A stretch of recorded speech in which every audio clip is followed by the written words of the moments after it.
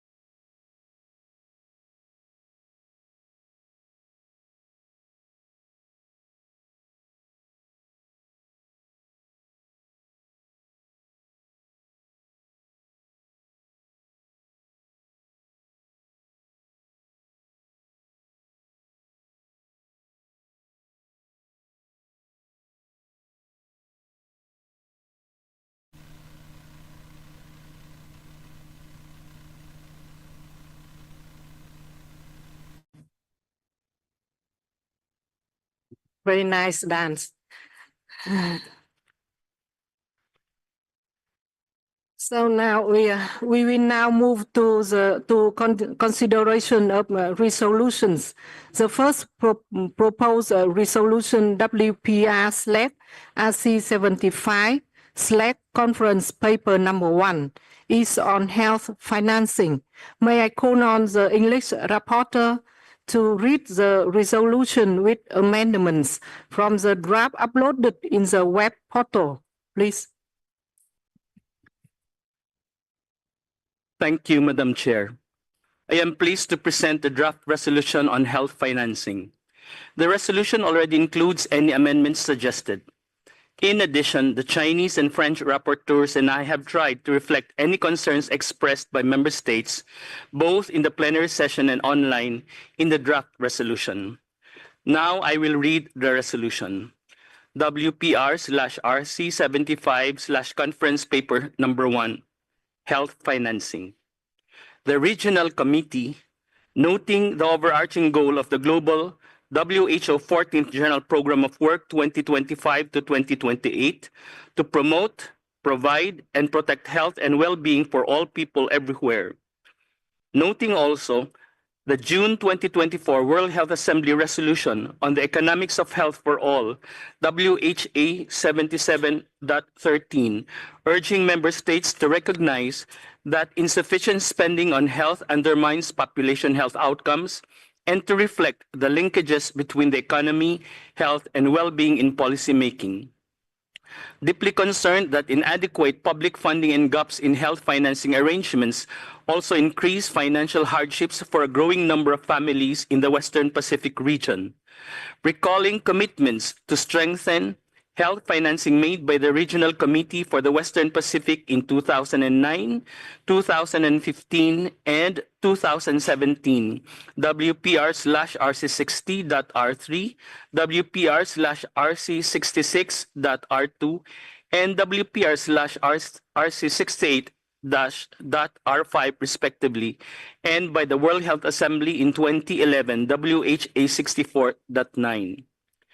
Recognizing the need to use financing to reorient health systems toward primary health care and the vital role of public financing in progressing towards universal health coverage and sustainable development.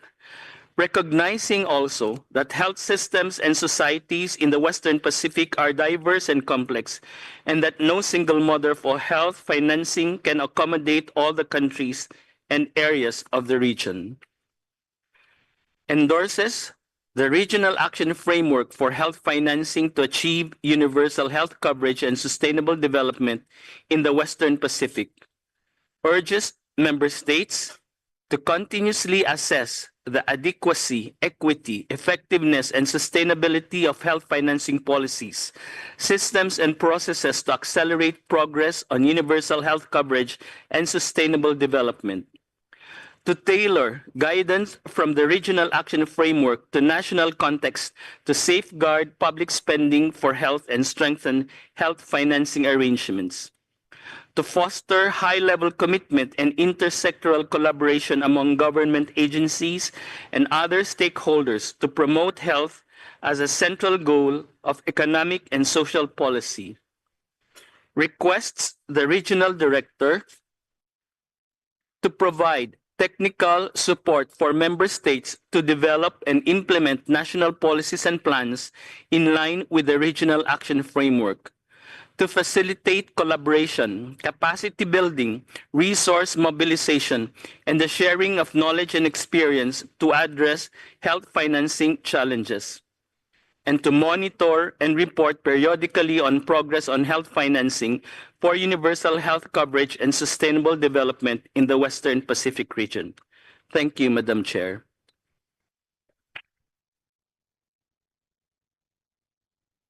Thank you. Are there any other proposed amendments?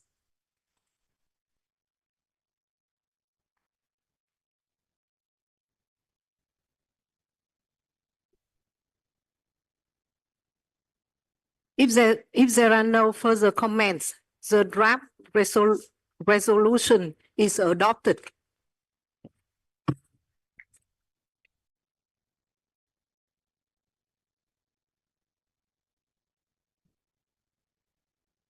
The second proposed resolution WPR/RC75, conference paper number 2, is on digital health. May I call on the English rapporteur to read the resolution with amendments from the draft uploaded in the web portal, please.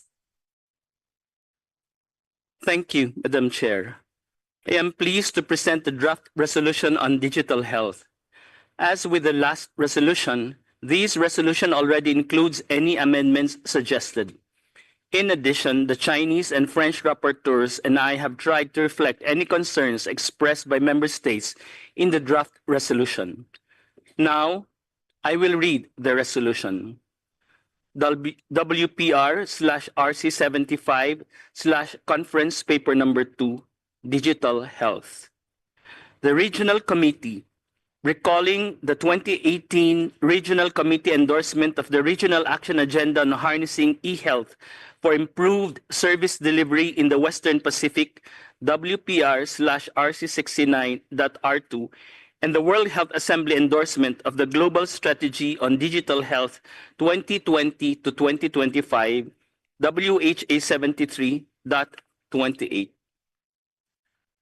Affirming the rapid expansion of digital health in the Western Pacific region, supported by emerging technologies and innovations, which accelerated during the COVID-19 pandemic. Appreciating that member states continue to make good progress on digital health, increasingly adopting digital health solutions to address health challenges and encourage health-seeking behaviors. Stressing that digital health technologies hold the potential to drive transformation in health and well-being, drastically increasing the accessibility and quality of health services, especially for hard-to-reach populations. Stressing also that rapidly evolving digital technologies may require regulatory frameworks and that new challenges may emerge that require concerted efforts to ensure that these technologies serve everyone equitably and do not increase health or digital divides and are safe and reliable. Recognizing that effectively leveraging digital solutions in health necessitates a people-centric, whole-of-government approach that involves entire societies and concerted global and regional efforts. Endorses the Regional Action Framework on Digital Health in the Western Pacific. Urges member states to use the Regional Action Framework as a guide to develop national strategies and strengthen digital health systems with comprehensive governance mechanisms according to context and capacity. To foster high-level commitment and intersectoral collaboration among government agencies and other stakeholders in support of a coordinated approach that accelerates the development, enhancement, and implementation of national digital health strategies and plans. To ensure adequate resources are dedicated to build and enhance capacity for sustainable and secure digital health systems. Requests the regional director to provide technical support for member states to accelerate the development, enhancement, and implementation of national strategies, policies, and plans in line with the Regional Action Framework. To facilitate collaboration and the sharing of knowledge, experiences, lessons, and innovations in digital health among member states. And to report periodically on the progress in the development and evolution of digital health in the Western Pacific region. Thank you, Madam Chair. Thank you. Are there any other proposed amendments?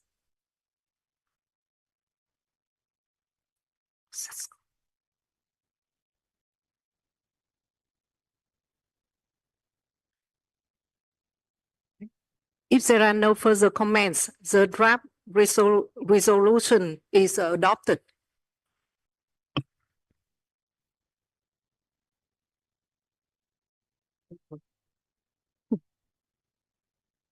We will now resume our consideration of agenda item 15, specifically 15 1.5 as items. Sub-item B, accreditation procedure for regional non-state actors not in official relations with WHO to attend meetings of the WHO regional committee for the Western Pacific, document WPR/RC75/10. May I call on the Mr. Shinjiro Nozaki, Compliance and Risk Management Officer and Acting Team Lead, External Relations and Partnerships, to introduce this agenda item, please. Madam Chair, Honorable Ministers, distinguished delegates, good afternoon. Can I have my slide? It is an honor to present agenda item 15.5B, accreditation procedure for regional non-state actors not in official relations with WHO to attend meetings of the WHO Regional Committee for the Western Pacific. Non-state actors represent important voices within society, and their participation will contribute to advancing the public health agenda and WHO strategic objectives. Accrediting non-state actors to participate in the regional committee meetings represents a key step towards enhancing regional health governance. Formalizing their participation as observers at the regional committee meetings fosters dialogue and knowledge exchange and promotes inclusiveness in health policy making. The proposed procedure aligned with WHO policies, including the framework of engagement with non-state actors, so-called FENSA, and draws on best practices from other WHO regions. Madam Chair, it is my pleasure to introduce a brief presentation on the accreditation procedure for non-state actors to participate in our regional committee meetings. Thank you for your continued commitment to fostering dialogue and cooperation in our shared mission. Next slide, please. The accreditation procedures has been proposed in line with relevant WHO policies and RC74 decision. Article 57 of FENSA states that regional committees may accredit non-state actors not in official relations with WHO to attend their meetings, provided procedures adhere to FENSA guidelines. Number 2, Rule 2 of the Rules of Procedure for the Regional Committee for the Western Pacific, amended during RC74, notes that accredited non-state actors can participate in regional committee deliberations without the right to vote. Number 3, Decision WPR/RC74-1 on governance reform states that until the accreditation procedure is formally adopted, only previously invited non-state actors can continue to attend sessions. Next slide, please.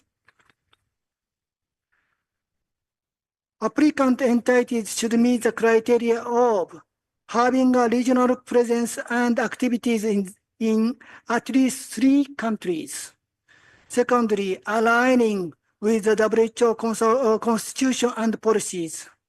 Number 3, respecting WHO's intergovernmental nature and member states' decision-making authority.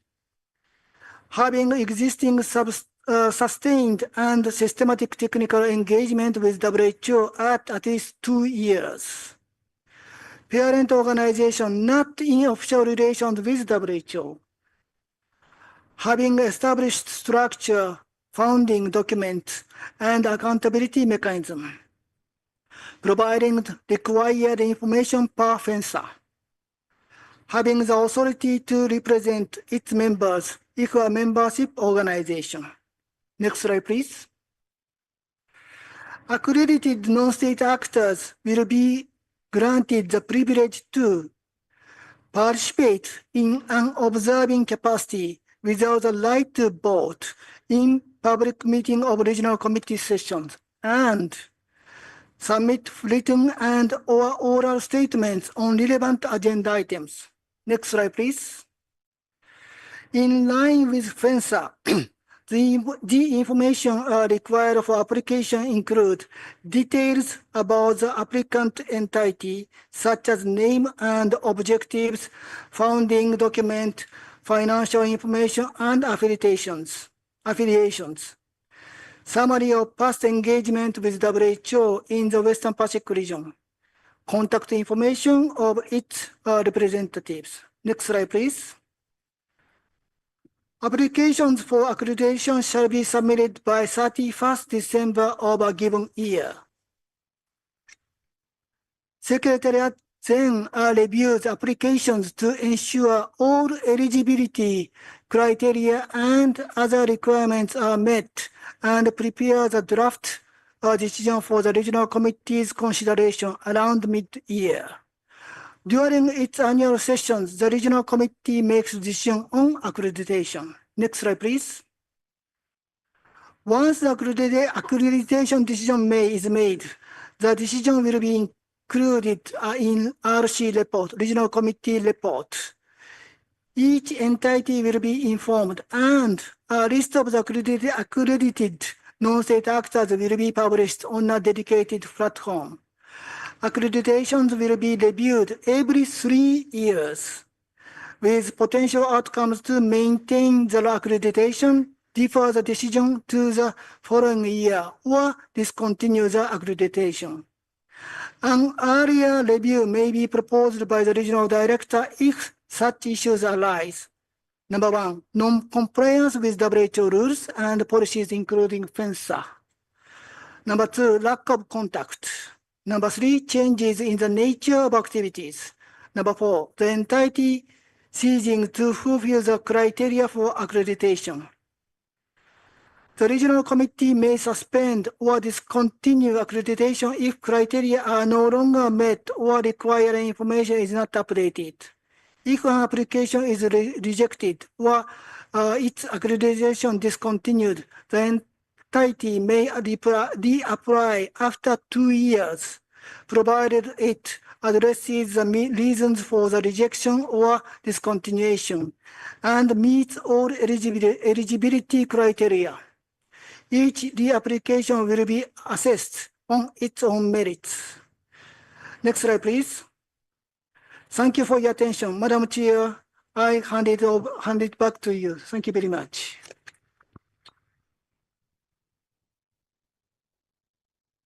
Thank you. We will open for questions or interventions from representatives who wish to speak on this item. Please indicate your wish to speak by clicking the big button on your microphone, please.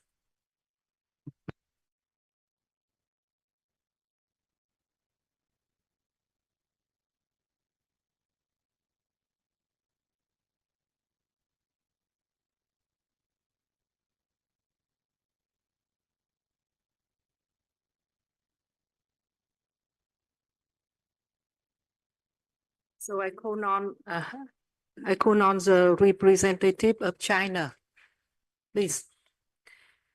谢谢主席，非常感谢秘书处关于 Thank you, the Secretariat, 行为体与事业 regarding the authorization process of non-state 关于非国家行为 actor 体 participation in regional committee meetings. I want to thank the Secretariat for your report. 我们支持社 We 会组 support 织加强 WHO 与非国家 on 行为体 交 strengthening 往， exchanges 推 with 进合作 NSA 合作 and the one's 根据 pertinent 世界组 efforts. 织与非 According 国家 to 行为体 Article 交往的框 57架，也 of 就是 WHO 第 framework 57 of 条规 engagement 定， with non-state 非国 actors, 家行为体 FANSA 参 in 加 short, 西太区委员会会议 NSA's 需要经过 participation 区委员 in 会审核 RCMs need to be accredited by 本 the 组织 regional 是 committee. 成员国授 China 权成 believes 立的， that 是成员 the 国的事务 organization 组织 was established 关于 with 了解 authority 为 conferred 与世卫 by 组 the 织 member 建立 countries. 官方 This 关 is 系 the 的区 WHO 域级非 that 国家 belongs 行 to 为体 member countries. 参与 When it 区域 comes to 委员会的活动， inviting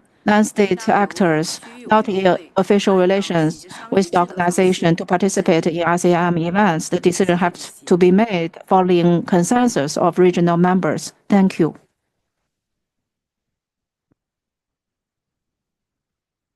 Thank you. Is there any comments? Any other comments?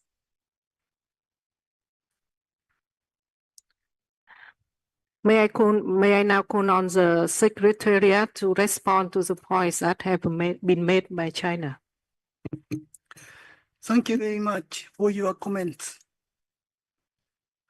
Yes, as you said, the accreditation after the how can I say review of the application, the list of the candidates of the non-state actors will be submitted to the regional committee to be reviewed by the member states and also make a decision by the regional committees.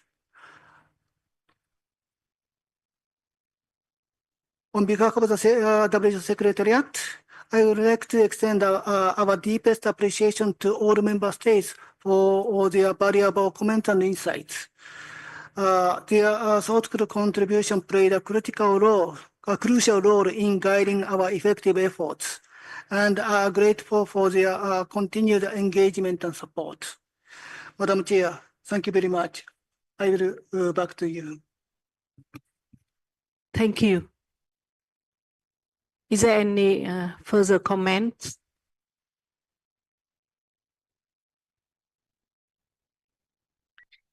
Okay, if there's no further comments, I will now ask the Secretariat to please display on the screen the draft decision.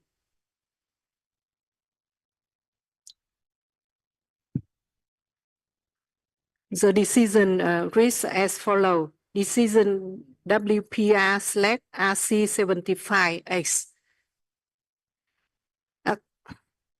Accreditation procedure for regional non-state actors not in official relations with WHO to attend meetings of the WHO Regional Committee for the Western Pacific.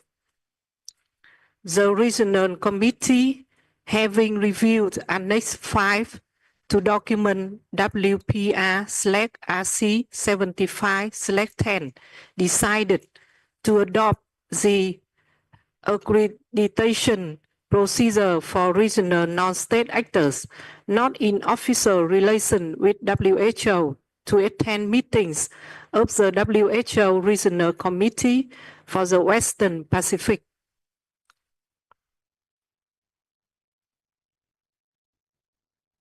Is there any comments?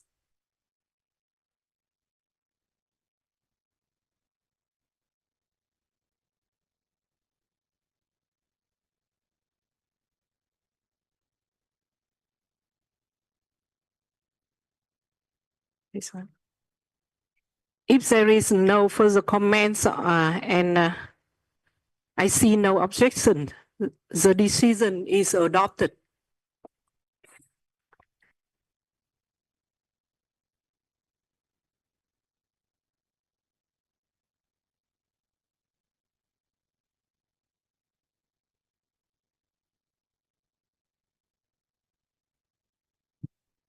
So we will now resume our consideration of agenda item 15. First, we will consider item 15.3 WHO reform. Then we will consider item 15.4 items recommended by the World Health Assembly and the Executive Board. I call on the Secretariat to introduce item 15.3.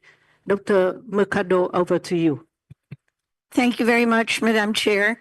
I'm pleased to present agenda item 15.3 on WHO reform. Document WPR/RC75/10 provides the update on 15.3 WHO reform through the work of the Actions for Results Group, or the ARG, and the Healing Hearts Initiative in the region. Healing Hearts serves as a cornerstone in the ongoing efforts to rebuild and strengthen workplace culture in the region. This initiative goes beyond just recovery, focusing on nurturing a sense of community, boosting morale, and fostering an environment where every member of the workforce feels valued and empowered. Healing Hearts reinforces a commitment to a culture of empathy, trust, and solidarity within WHO. And by taking a trauma-informed care approach and enhancing systems for reporting misconduct, the collective ability to support the health needs of member states is strengthened. On WHO transformation, the initiative aims to create a modern, effective organization that significantly improves health outcomes at the country level, led by the Action for Results group, comprising WHO country representatives from all 6 regions. The Western Pacific region has swiftly implemented the action plan of the Action for Results group, focusing on establishing essential core positions, enhancing the delegation of authority, and making good progress overall. A delegation of authority handbook was developed in the Western Pacific region through an iterative co-creative process involving WHO representatives and heads of country offices. The handbook is being used at the global level to inform the design of a more fit-for-purpose future enterprise resource planning system for the World Health Organization called the Business Management System. Thank you, Madam Chairperson. We have a presentation. Yeah, so we have a PowerPoint presentation.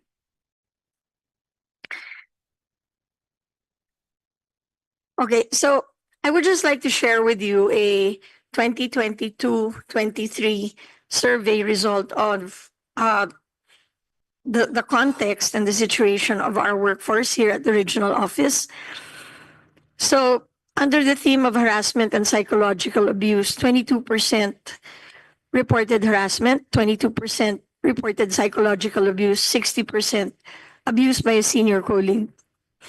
Underreporting, 1/3 reported bullying or abusive behavior to someone inside the World Health Organization. Of those who reported, only 15% were satisfied with the outcome. 27% agree that they experience unreasonable expectations at work. 25% overwork has negative effects on their health and personal lives, about 1/4. Discrimination, more than half or 54% reported unequal treatment between national and international staff. And on the area of trust, 38% feel confident speaking up. That was earlier in 2022, but by the end of November 2022, it was 51%. Next slide, please. So let me just share a few ideas behind Healing Hearts, which aims to work together to launch a credible initiative that will lift the morale of the staff and restore a sense of community and camaraderie. Next slide, please. So we put together a group. As you know, we had a management crisis some years back. And when Dr. Saya started, he initiated Healing Hearts. And we started looking at what do we want to see in 2026 after the work we do in 2024-25. So we talked about staff well-being and the environment, interpersonal relations and collaboration, and then preventative measures and mechanisms. Next slide, please. And within those three areas, there were 3 cross-cutting interventions: creating a trauma-informed organization, building capacity, and a monitoring evaluation framework for staff well-being. Just to say that when we first arrived, there was a lot of, what should I say, mistrust. People felt that they didn't want to work with other people, or there was a tendency to just be on Zoom calls even if you were in the same floor. And a general low morale. So this was the framework that we used for Healing Hearts. Next slide, please. So the objectives were to build trust and open lines of communication for workplace environmental change, promote knowledge and understanding of the importance of empathy, develop and implement policies for workforce well-being and safety, enable transparent processes for protecting the community, and some kind of a triage system for individuals with clinical symptoms. And we did see people who had acute anxiety attacks or panic attacks in the early days. Next slide, please. So we brought on board an expert, Catherine Manning, who was was the point person during the Boston marathon bombing. And she has a book called The Empathetic Workplace, which is now our Bible when we're looking at how do we create more empathy in the workplace. Next slide, please. So Catherine Manning taught us the LASER technique, which is listen, acknowledge, share, empower, and then return and talk to your colleagues. And she said something very important to us, that it doesn't matter what the cause of trauma is, the interventions are the same. And the interventions for a traumatized workplace are actually enabling small groups of people to work together on things that are of interest to them, not necessarily related to work. Next slide, please. So on that note, we had workshops with Catherine Manning. We have a second set of workshops that are starting, I think, before the end of the year. Next slide, please. And as far as the small groups are concerned, we have more than 25 small groups throughout the regional office. There are small groups also in the country offices, and they could be working on anything. So you see the music company and you've experienced their dancing of the dance company as well. Then on Lunar New Year, we had a sharing. Most people thought that Lunar New Year was mainly for China, but we discovered that the Philippines, Korea, Vietnam all celebrated it. So we were looking at cultural activities to bring people together. Next slide, please. And we have smaller groups that play badminton, that run, that cycle, that worked on tie-dyed shirts, and do things like arts and crafts. Next slide, please. And so one of the important things here is the Healing Hearts Handbook, which was prepared by Julian O'Rourke, who's around somewhere. And this is putting together all the resources. So if you need help, you know where you would go or what kind of resources are available inside the office. Next slide, please. Okay, thank you very much. And I'm going to turn over to Tamash Landas to talk about more about the reforms. Thank you. Thank you very much, Susie, DPM. And I just would like to share with all of you also a few slides to complement the excellent presentation on healing hearts.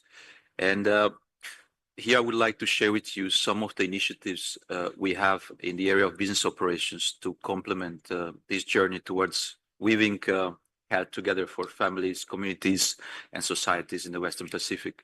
This is a photo of what we call the Solutions Lab, which we inaugurated in February this year by Regional Director Sayap Yukala. You can see him there. And it is a safe space for serendipity, creativity, and collaboration. And I would invite you to visit it. I would be happy to give you a guided tour. Some of the delegations already have been there, and we took some photos. It's on the second floor, room 208, and it's really a symbol of creativity, innovation that we'd like to see throughout the region.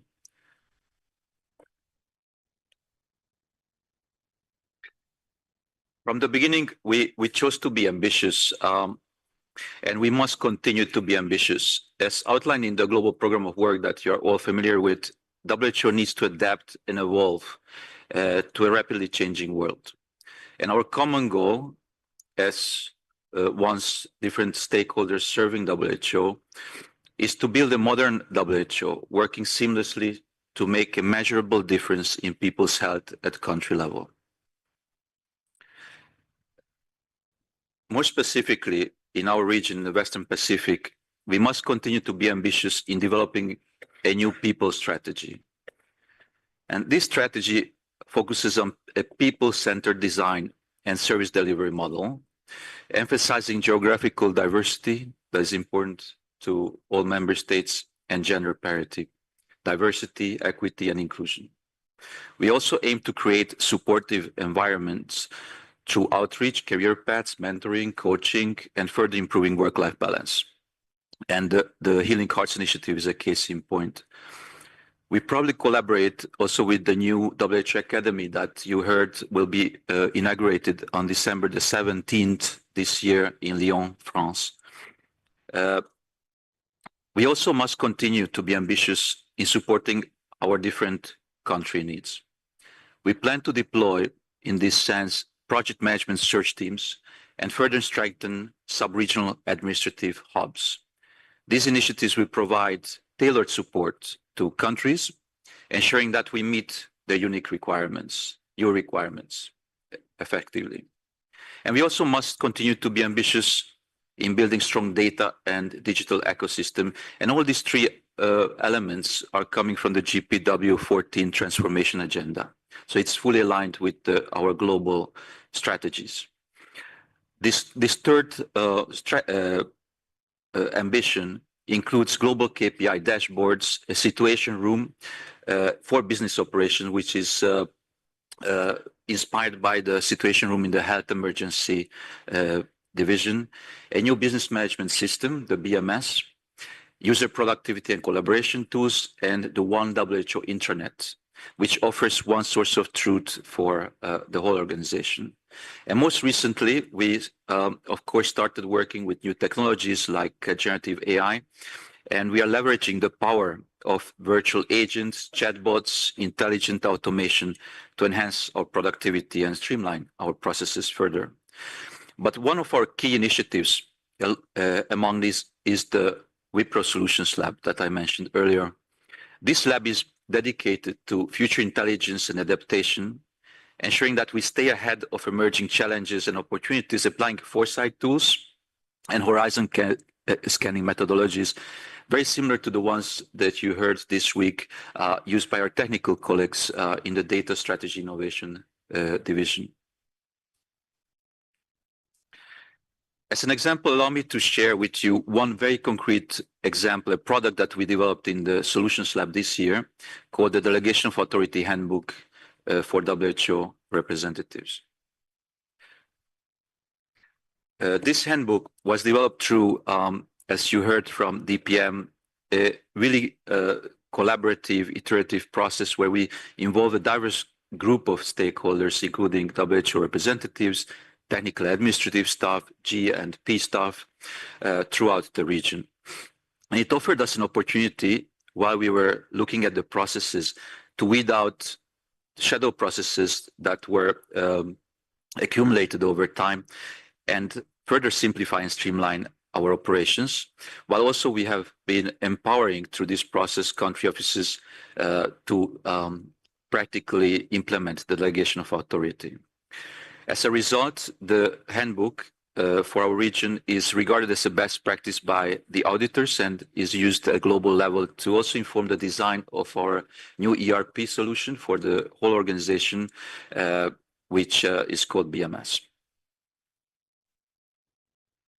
We will continue here in Wipro to experiment not only in the Solutions Lab, but throughout the region.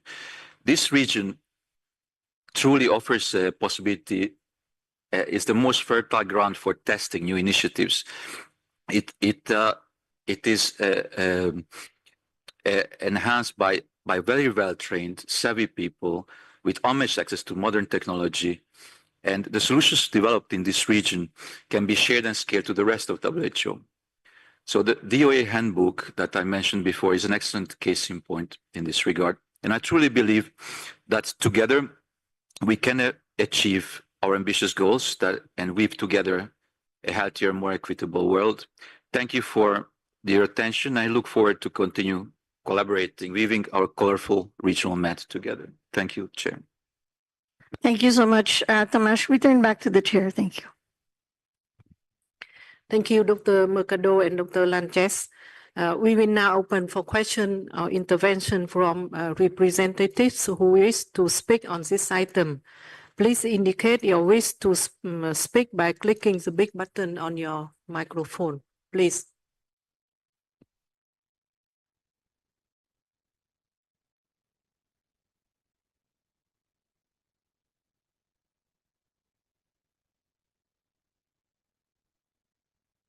China, please, the floor is yours.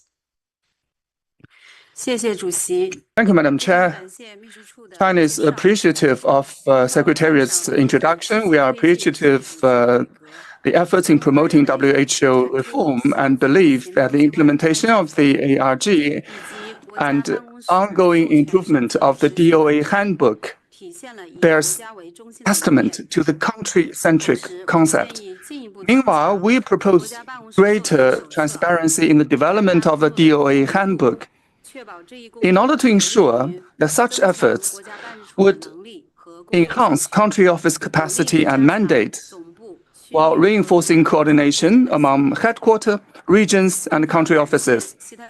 China appreciates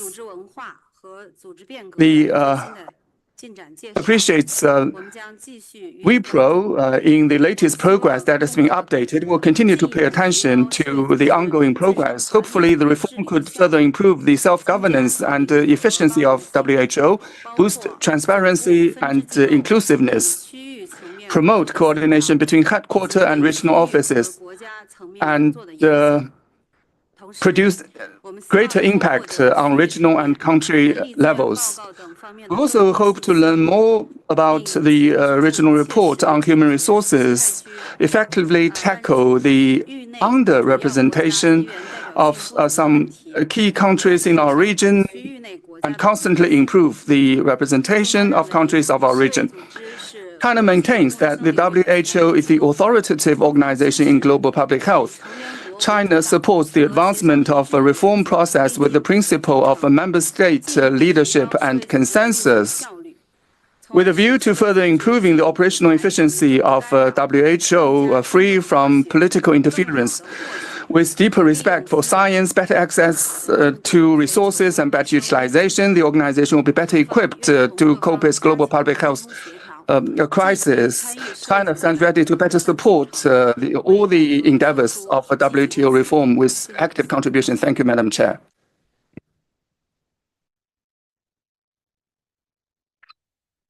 Thank you. I call on the representative of USA.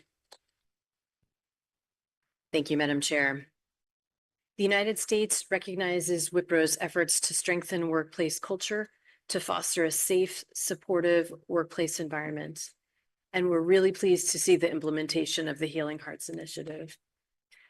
We appreciate the care and commitment of the regional director. Thank you. We appreciate the care and commitment of the regional director to the team. And we believe the efforts being made to strengthen reporting misconduct are going in the right direction.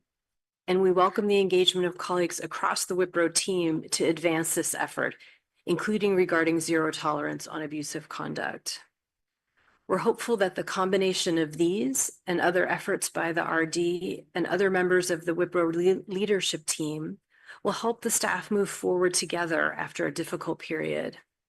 We appreciate the efforts of the RD to create a working environment where team members feel that they can grow and thrive at WIPRO. We're also hopeful that the training on trauma-informed care will pay dividends as colleagues bring this knowledge and perspective into all areas of their work, serving the member states of the region as we strive together to strengthen the impact of WIPRO at country level. We welcome the focus of the regional office on long-term efforts like reforming health systems and fostering sustainable financing, so that countries in the region may be better positioned to address their health priorities like NCDs more effectively. I thank you, Madam Chair. Thank you. I call on the representative of Australia, followed by United Kingdom. Thank you, Madam Chair. Our thanks also for the update today. Australia is pleased regional implementation of the WHO transformation is advancing, particularly the Actions for Results Group's action plan and the establishment of core positions for predictable country presence and the development of a delegation of authority handbook. We welcome advice on whether all core positions for predictable country presence are currently filled in the region, as well as insights on how the delegation of authority activities have improved overall efficiency in country offices. Like the regional director, the welfare of regional staff remains a priority for Australia, and we welcome the work of the regional director in implementing his Healing Hearts initiative as a positive, inclusive step forward. We appreciate the update on the implementation of Healing Hearts and are pleased to learn about enhanced systems for reporting misconduct. We welcome further information on whether this has led to an increase in staff coming forward to identify all forms of misconduct. The regional office must remain a safe and welcoming workplace. We look forward to ongoing updates on these efforts. Thank you. Thank you. I give a floor to United Kingdom, followed by the Philippines. Thank you, Chair. The UK welcomes this important update. We recognise the unique and valuable role WHO plays in this region and in the global health architecture. Supporting WHO's transformation agenda is a top priority for the UK. We need a stronger WHO that is fit for purpose, effective, and able to respond with agility to global health priorities, including current challenges and future threats. The UK is the largest provider of core voluntary contributions to WHO. This funding is fully flexible, meaning it's not tied to any specific areas of work and can therefore help drive reform at WHO. We encourage others to consider this approach to funding WHO and will be pleased to share our experiences with others. We welcome the ongoing close working between WIPRO and the Action for Results group to drive transformation at the country level. This important effort, taking a bottom-up approach and including open communication channels, will help strengthen core country presence, which is so critical to delivering technical support to WIPRO members. We commend the Healing Hearts Initiative, which is a strong demonstration of organizational cultural reform. A healthy, happy, and supported workplace is essential for delivering WHO's important work in the region. We acknowledge that WHO has made significant strides and demonstrated strong dedication to preventing sexual exploitation, abuse, and harassment. The UK has a zero tolerance to SEAH and of misconduct, including for inaction or mishandling of cases. And we welcome the update of the RD and the Director of Programme Management's work to enhance reporting systems. Thank you, Madam Chair. Thank you. I call on the representative from of the Philippines. Thank you, Madam Chair. The Philippines sincerely appreciates the leadership of the Regional Director, with the support of the Director of Program Management and WIPRO staff for protecting and upholding the welfare of the WHO workforce in the Western Pacific region. WIPRO's enhanced delegation of authority handbook and Healing Hearts approach show that both risk management and culture management are efficiently implemented within the organization. These forms of support empower the staff and enable them to nurture a sense of family in the workplace in order to better support the member states towards our collective goal of leaving no one behind. The organization will only become more resilient as WIPRO replicates this nurturing environment in the country offices across the region. Collective accountability will be strengthened by ensuring that functions of the regional offices' multidisciplinary team for zero tolerance on abusive conduct are also adopted by staff within country offices. We anticipate the Healing Hearts approach will be able to drive a culture of risk management and transparency across all levels of the organization, and we look forward to better witnessing the positive results of these reforms. Thank you, Madam Chair. Thank you. May I now call on the Secretariat to respond to the points that have been made. Thank you, Madam Chair. And thank you so much for your supportive words on Healing Hearts. It's been quite a journey, and it would not have been possible without someone who was just working on this with all her heart. So I'd like to just recognize Julian O'Rourke. Please stand up.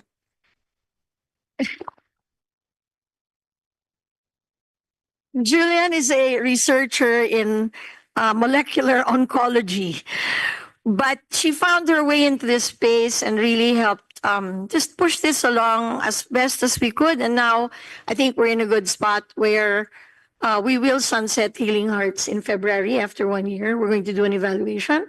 We sunset it, and then it becomes part of a unit called Workplace Culture. On the other thing, so on evaluation, we have decided not to do any evaluation right now. There was survey fatigue when we came in, everybody was always asking, what do you feel? How are you doing? And all of that. So we'll do that next year, but we will certainly give feedback to the member states on whether or not Healing Hearts has succeeded. But I think from our own experience, at least for this RCM, we have really felt the love. We have felt the teamwork and the spirit of freedom that our Disaya has led us with. So I'm going to turn over to Tamash. No, thank you very much, Susie. And indeed, it's I think it's recognized by also independent auditors who come here. We had recently the IOAC visit, as I mentioned the first day, and they also felt that the spirit of the region is changing and is becoming really positive, and to a large extent thanks to the positive spirit that Dr. Saya is bringing from the Pacific. So. The way, for example, the IOAC described it, they felt that there's a positive buzz. They called it buzz, a buzz of a positive spirit and innovation, creativity that permeates throughout the region, and they felt that's something very special that they have not maybe felt in earlier visits. And that they only visit every region every 6 years, so it was very important for us. The timing was actually could not have been better, because we'll be approaching the first year in term for Dr. Saya, when the report will be shared with the member states in January. So we'll be all there around the table, and we'll hear what they have found when they were here. But they also looked at, of course, many of the areas that member states mentioned, and let me address those. So a few statistics. I think many of the interventions were about one of the most important priorities for the organization, for this region, which is how to strengthen the country offices that are closest to the member states and which deliver impact. And that's an organization-wide effort. This is a journey. Obviously, we are not yet at the end of it, but we are the first region that started it. You heard, I think, earlier this year that this region is the first one that signed the delegation authority letters in the summer of 2023. And since then, we developed a handbook that supports the implementation of the delegation of authority.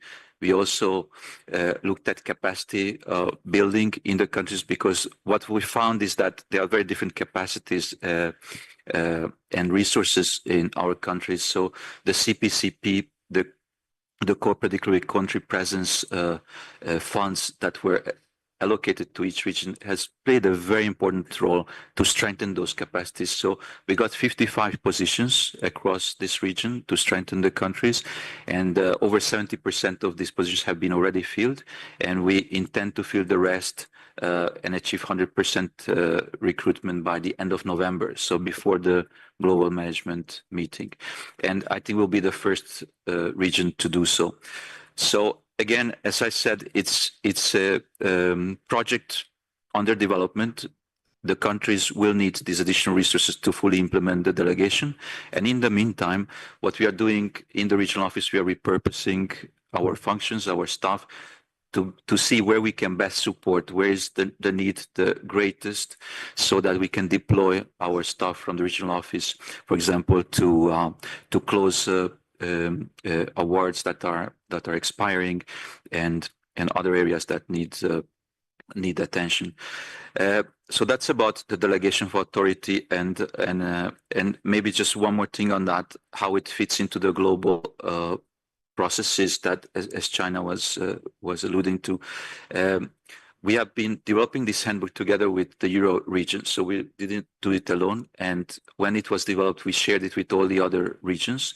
And the ADG for business operation asked us to coordinate with the other DAFs, my counterparts, to make sure that all this work of streamlining flows into the development of the new business management system processes that will be the new modern system that will help us manage all our resources that is coming in 2025.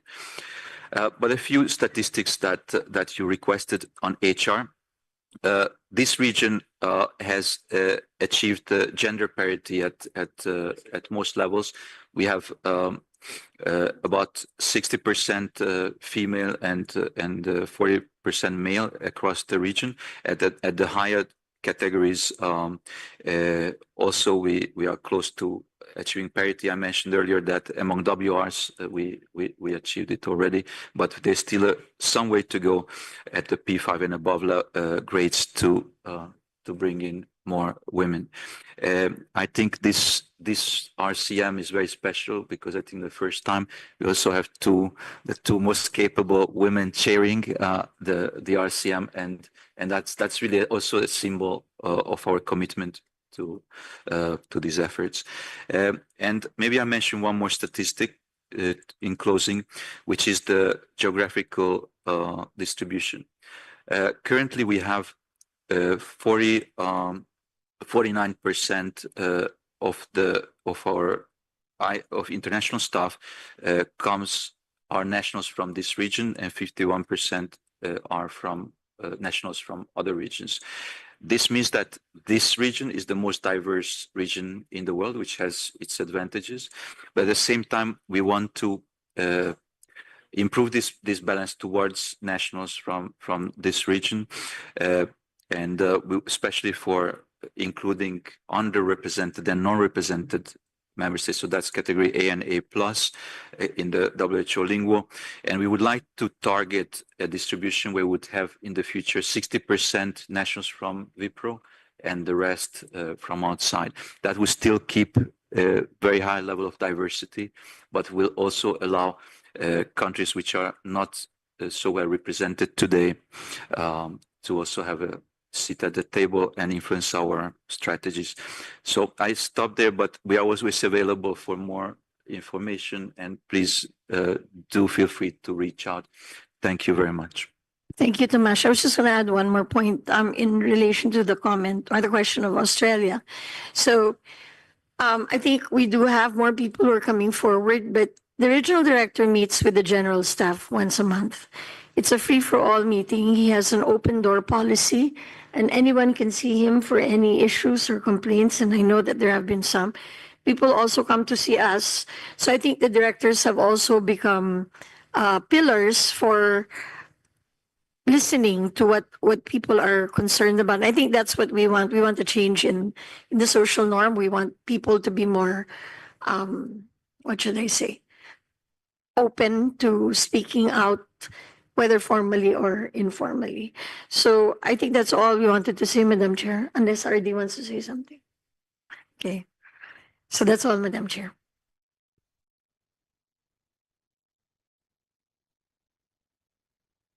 Thank you very much.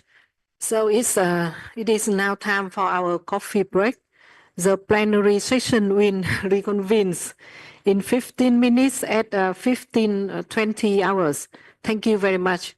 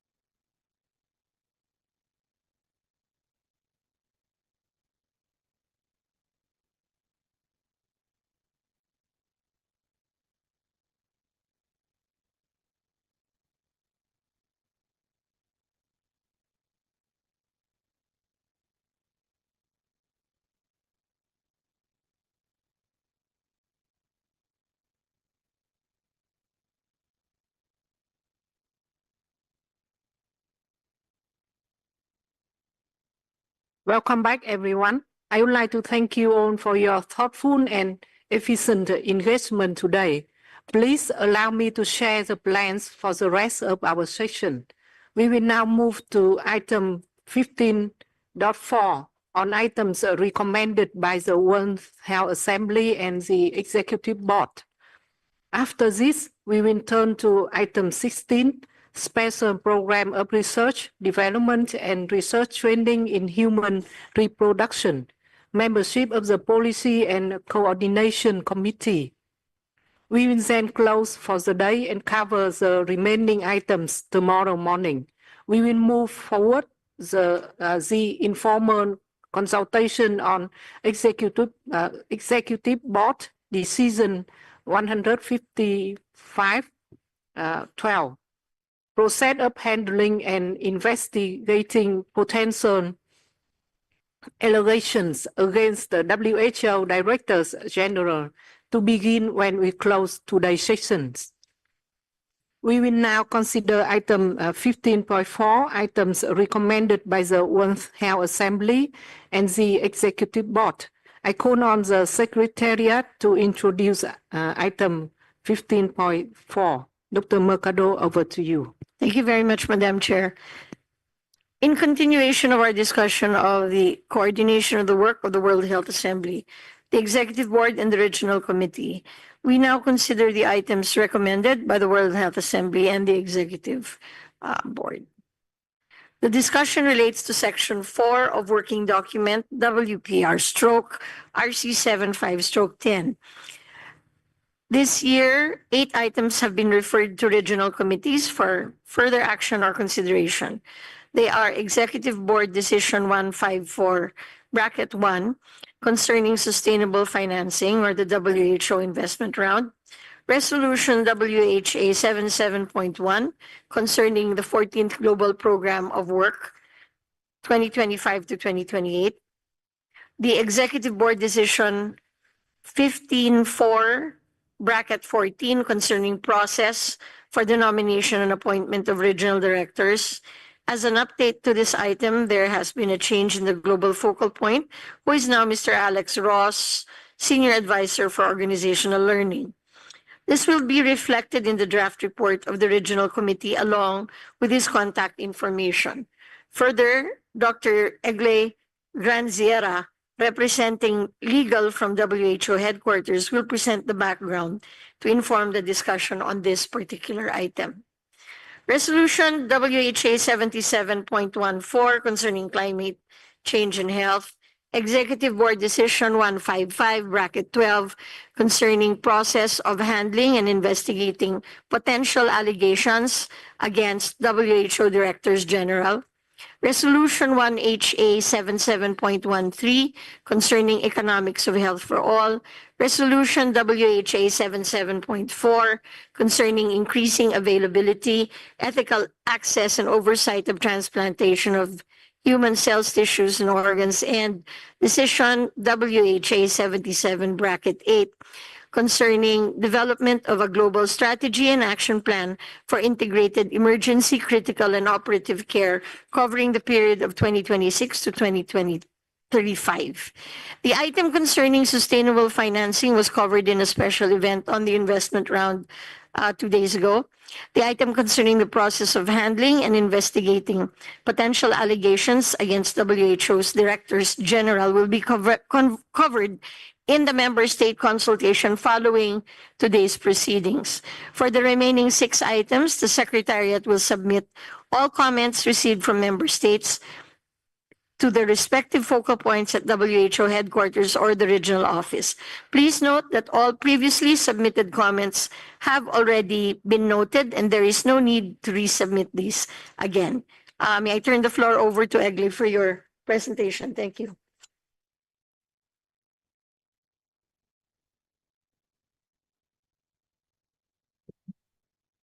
With the permission of the chair, thank you very much and good afternoon, colleagues.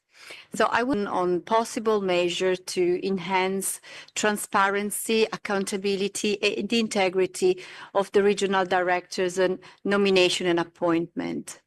I would like to make clear that this presentation and the document that it is for your consideration have not been tailor-made to this region. On the opposite, we have used the same documents for all regional committees because we think it is important that all member states review the matter and provide their comments. You may already be familiar with this item since it was already discussed in the context of the Executive Board in January this year, 2024. And the Executive Board has mandated the Secretariat to pursue additional consultation with Member States. We had the first consultation on 19th of April, where we gathered initial reactions and comments from Member States on a set of proposals that we had put forward. We are now consulting all the 6 regional committees, so we have been already doing with the 4 previous one, and we will conclude with the region of Europe next week. This will allow us to create a new document, a new draft with options for consideration of an additional consultation that will take place in spring 2025, and then to present a final document to the Executive Board in May 2025. It is important to acknowledge that while there will be a discussion at global level to identify minimum standards and to have a collective discussion on a common understanding, the process that governed the nomination and appointment of the regional directors is governed by remains with the regional committee. So the regional committee is the master of its own processes. This is why it is important to have a global discussion to ensure transparency and consistency, but how the process, if and how the process at regional level needs to be adjusted, it will be a decision for each and every regional committee. What are the actions of the regional committee? What are the topics that we are looking at? We do have a list of elements that relate mainly to the nomination phase. So the phase that precedes the nomination by the regional committee. I will enter into detail starting from the next slide. So first of all, criteria. So as you may know, almost all regional committees have already established criteria for the selection of regional directors. These criteria are normally linked to experience in leadership, in management, sensitivities on political and cultural matters, WHO strong commitment, and having a good physical conditions. But none of them. There are some of criteria that are missing, and that are those that we request our staff at the director level and above to fulfill. In particular, for instance, for a position at the director level in WHO, 15 years of international experience are required, a master's degree in the relevant area of interest and of work is required.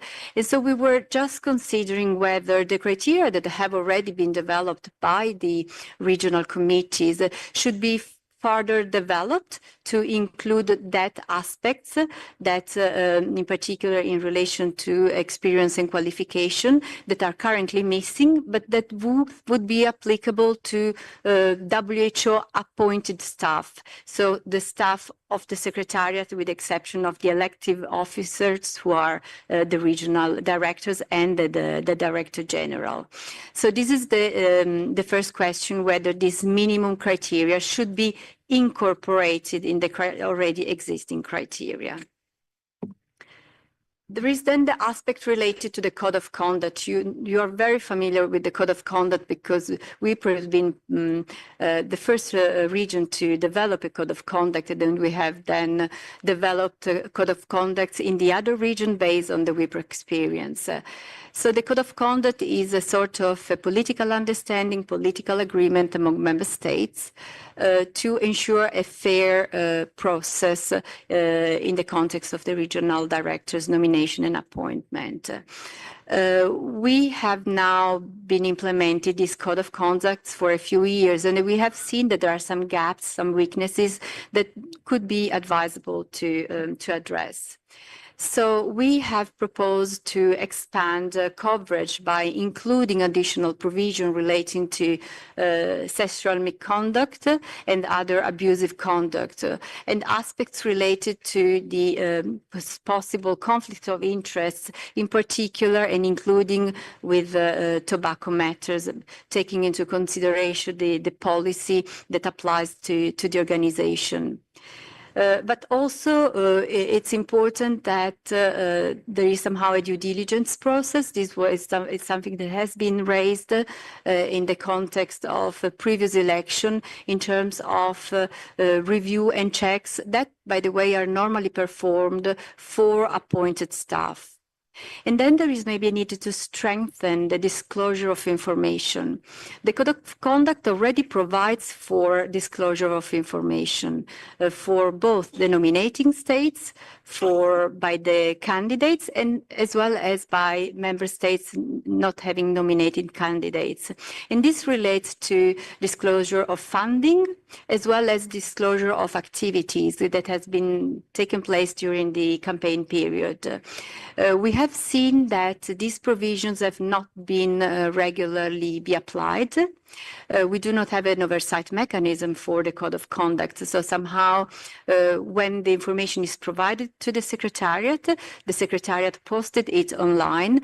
But when it is not provided to the Secretariat, we are not insisting with neither the candidates nor the member states. And I was referring to the oversight of the code, and this is a good bridge to the possibility of establishing an evaluation group. What is an evaluation group? It's something to be decided by you, the member states. We do have some regions in the context of WHO which have an evaluation group or have made the experience at least once in the history of WHO. The composition may vary depending on what the decision of the regional committee would be. Could be composed of member states or could be composed also by persons, external stakeholders, or by executive board officers. So the composition is very much to be decided. It would be really up to you in the case there is a decision by this regional committee to establish an evaluation group. And the composition should obviously be taken into account what is the function of this evaluation group. According to the consultation we already have had with you, the member states, it is our understanding that this body should rather have a advisory nature, should be of an advisory nature rather than a decision-making body. So it means that it would make an assessment of the candidates based on the criteria that we were describing before, and maybe with additional criterion, and the documents that have been presented for consideration by member states.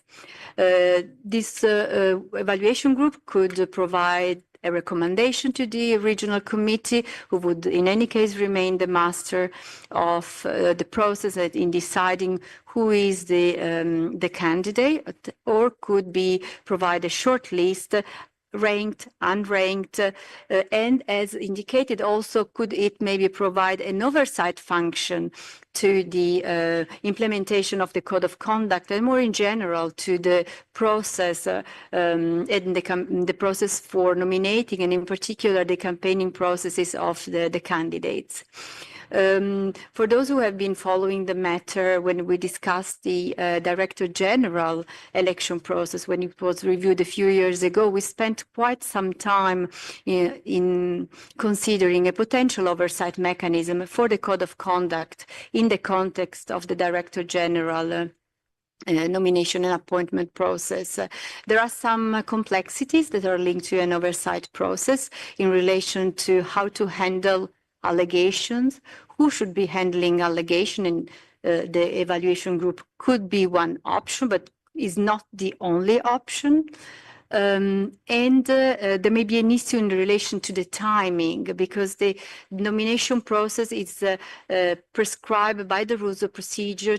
It expands more or less between 6 and 9 months, depending preceding the time of the nomination, depending on the regions. So consideration and investigations on allegations that have been put forward may take more time. And so this is a risk to have an impact on the entire process. This is something that we would like to bring to your attention for consideration.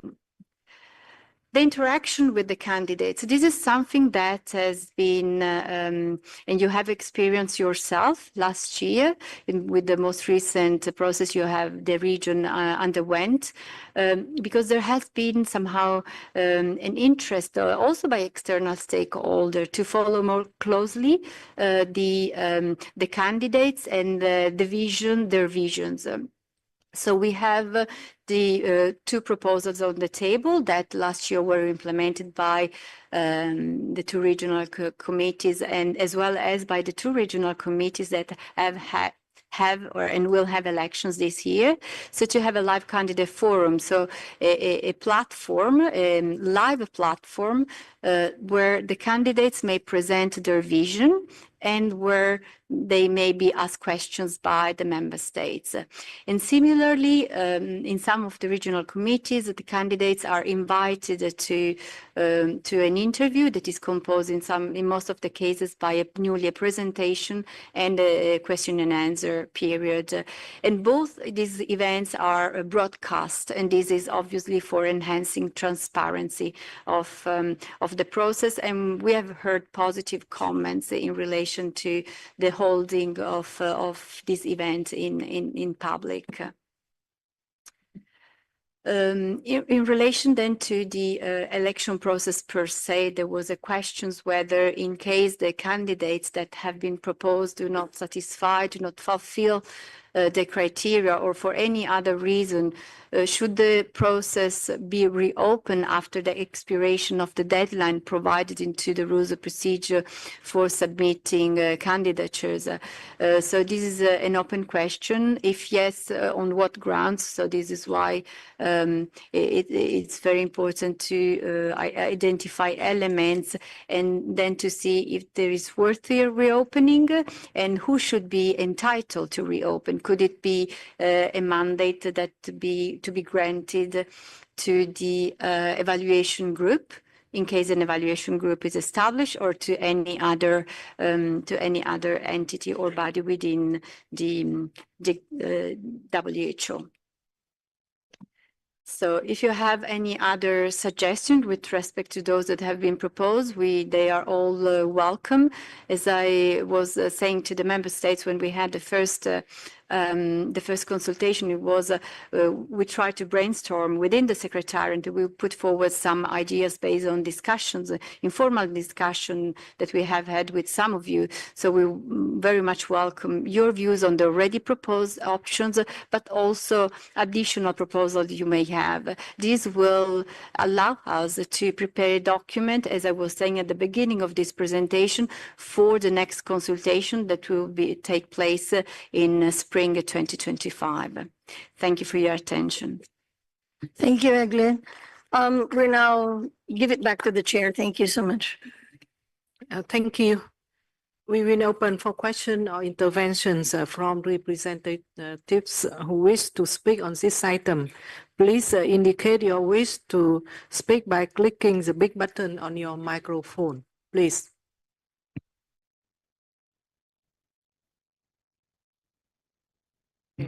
So I call on the representative of Australia, please.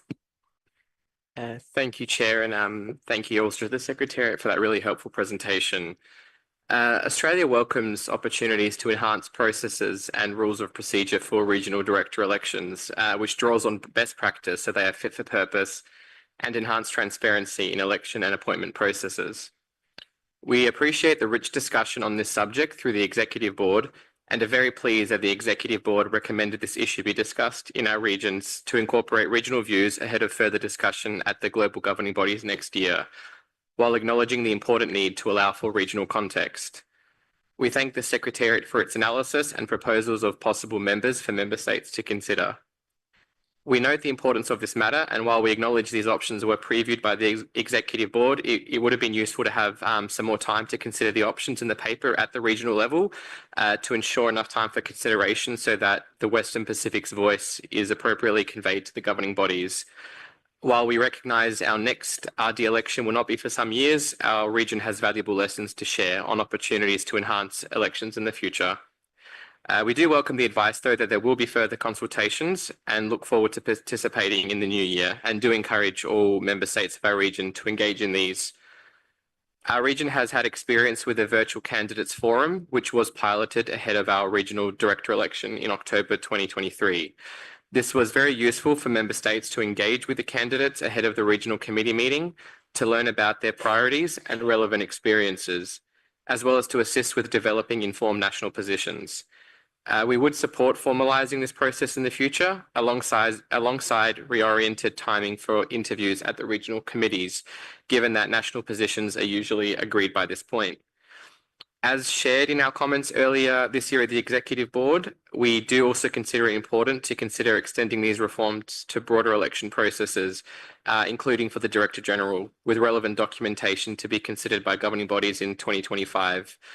This will promote adoption of best practice across all of WHO's processes.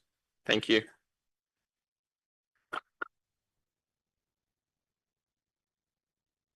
Thank you very much. Okay, so as the Secretariat mentioned, comments received today will be shared with the relevant focal points. So that concludes our consideration of this agenda item. Thank you very much.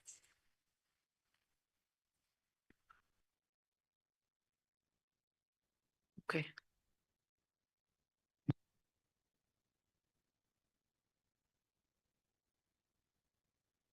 The Secretariat would like to reply, please.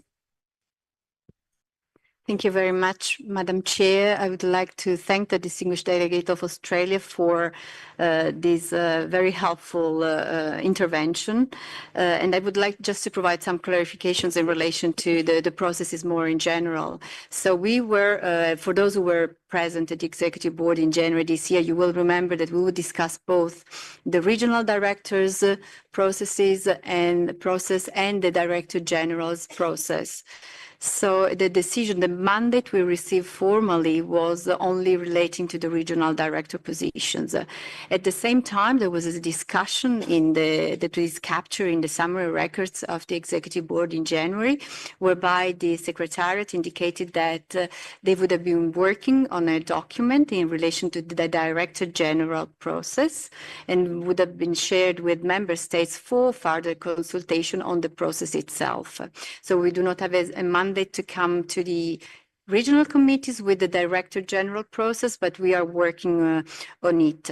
Our initial idea was, and we shared it with you, the member states, in the context of the Executive Board, was first to have, in reality, a review of the regional directors' nominations process based on the reform we had before of the Director General. But we fully understand that there has been the request to also reconsider the Director General process, and I would like to inform you that there is, for the time being, we have scheduled an informal consultation, which is currently not yet online.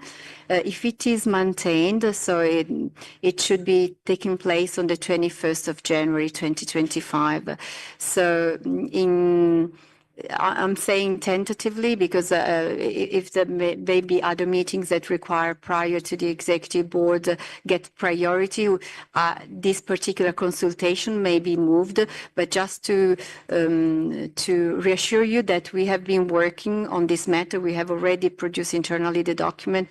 We are currently finalizing it. We will make it available to the member states. The document, in reality, simply is an overview of the Director General election process, and definitely I should say in winter in the North Hemisphere and spring North Hemisphere, we will have a consultation with all the member states. Thank you, Chair.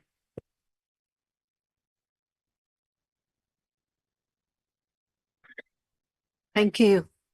We now move to agenda item 16, Special Program of Research, Development and Research Training in Human Reproduction, Membership of the Policy and Coordination Committee, document WPR/RC75/11.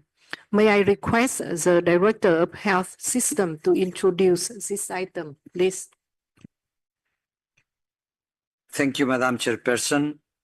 Distinguished representatives, the WHO Special Program of Research, Development and Research Training in Human Reproduction established the Policy and Coordination Committee as its governing body. The committee has a total of 34 members, including 14 members elected by WHO regional committees for 3-year terms.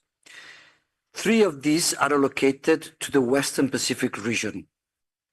At present, the 3 member states from our region are the People's Republic of China, Mongolia, and Tonga.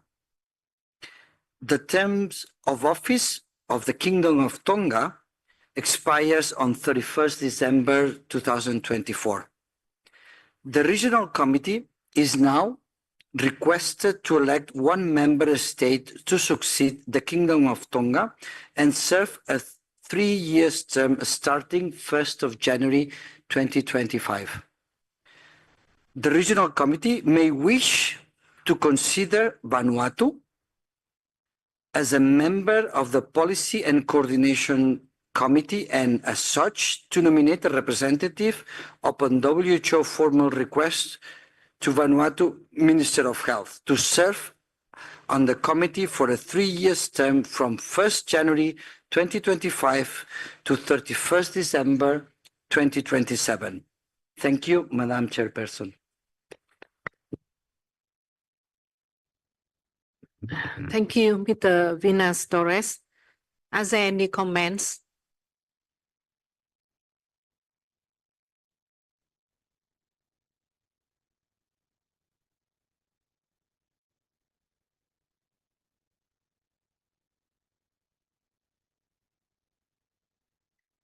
If there are no further comments, I take it that the committee agrees that Vanuatu should serve as a member of the Policy and Coordination Committee of the Special Program of Research, Development and Research Training in Human Reproduction. Congratulations.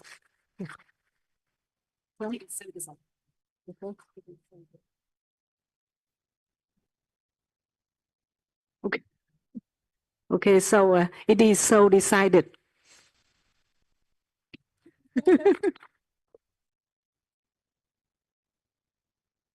Thank you. We have now reached the end of today's session. We will reconvene tomorrow at 9 in the morning, Manila time. I would now like to invite the Director of Administration and Finance, Dr. Thomas Langes, to remind us of the details, including the informal consultation at 7 now, not 17:30. The informal consultation now. Thank you very much. See you tomorrow. Yes, thank you, Madam Chair. Yep, before most people leave, I just want to remind that we are going to start in about 10 minutes, allowing everyone to leave who is not wishing to participate in the next session, which is an informal consultation on Executive Board Decision 155/12 on process of handling investigating potential allegation against WHO Director Generals, which will be held in this room, and it's only open for representatives of member states. There's no limit how many members of the delegations can attend, but nobody should stay who are not member state representatives in the plenary. So we'll leave 10 minutes for that, and then we will start that session immediately so that we all can go home or back to the hotels in time. Transportation is available right now after this session and also after the informal session to your hotels. And tomorrow morning, we will start at 9 a.m. as every day. Transportation again is available from your hotels. Thank you very much. Thank you, Madam Chair.